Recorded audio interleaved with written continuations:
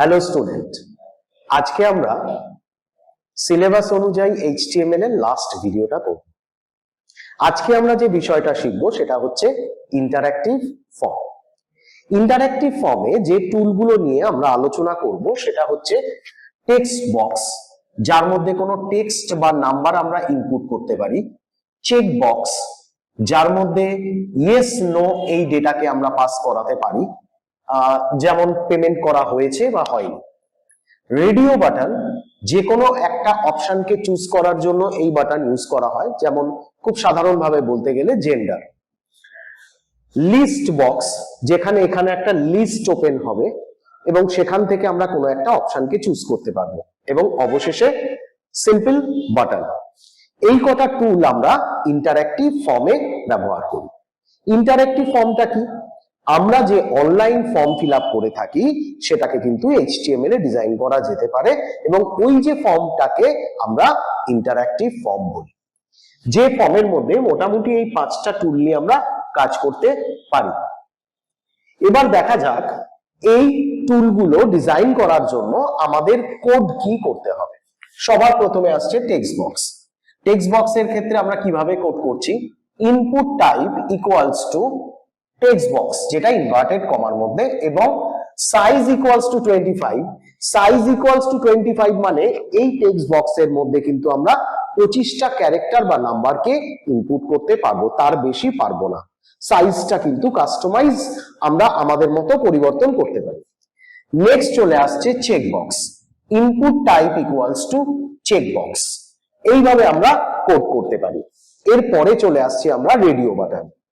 Radio বাটনে আমরা যদি দুটো অপশন রাখতে চাই সেক্ষেত্রে input type equals to radio, name equals to gender, অর্থাৎ কোন অপশনের জন্য এটা ব্যবহার করা হচ্ছে, and value equals to inverted কমার মধ্যে এম, যেহেতু এটা মেলের জন্য আমরা ব্যবহার করছি।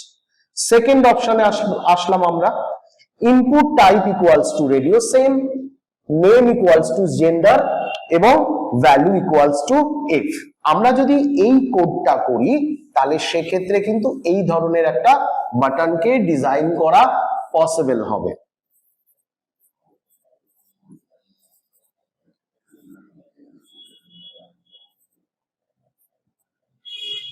এই ধরনের একটা বাটন ডিজাইন করা পসিবল হবে। সেক্ষেত্রে আমাদের এর আগে জেন্ডার কথাটা লিখে দিতে হবে, তাহলে এই লেখাটা কিন্তু অবশ্যই চলে আসবে। এবং আমরা বাইরে এম এফ লিখেছি, যার ফলে এই লেখাটা কিন্তু অবশ্যই এসছে। এরপরে চলে আসছি, আমরা যদি একটা লিস্ট তৈরি করতে চাই সেক্ষেত্রে সিলেক্ট কথাটা ব্যবহার করা হয়েছে, এটা হচ্ছে ট্যাগ। এর আগে আমরা কিছু লিখলে কিন্তু সেটা এই লিস্ট বক্সের আগে চলে আসবে। সাপোজ এখানে আমরা লিখলাম কোর্স, তাহলে কিন্তু এই লিস্ট বক্সের আগে কোর্স কথাটা চলে আসবে। এরপর আমরা যতগুলো অপশন এর মধ্যে রাখতে চাই সেই অপশনটা শুরু করে এই অপশনটাকে ক্লোজ করা হবে। তাহলে এখানে আমরা 3টে অপশন রেখেছি এবং 3টে অপশনকে ক্লোজ করেছি। অবশেষে যেখানে আমরা সিলেক্ট শুরু করেছিলাম সিলেক্টকে ক্লোজ করা হয়েছে। লাস্ট আমরা একটা নর্মাল বাটন তৈরি করার ক্ষেত্রে আসছি, যেমন সাবমিট হতে পারে, রিসেট হতে পারে বা অন্য কোনো বাটন। সেক্ষেত্রে কিন্তু ইনপুট টাইপ ইকুয়ালস টু যে নামের বাটনটা আমরা তৈরি করব সেই নামটা আমরা এখানে ইনভার্টেড কমার মধ্যে দেব। এটা যদি দিই সাথে সাথে কিন্তু এই বাটনটা উপরে ওই নামটা চলে আসবে। তো এইভাবে কিন্তু আমরা কোডগুলো করতে পারি। আশা করি প্রত্যেকে তোমরা বুঝতে পেরেছো এবং ভালো লেগেছে। That's all, thank you.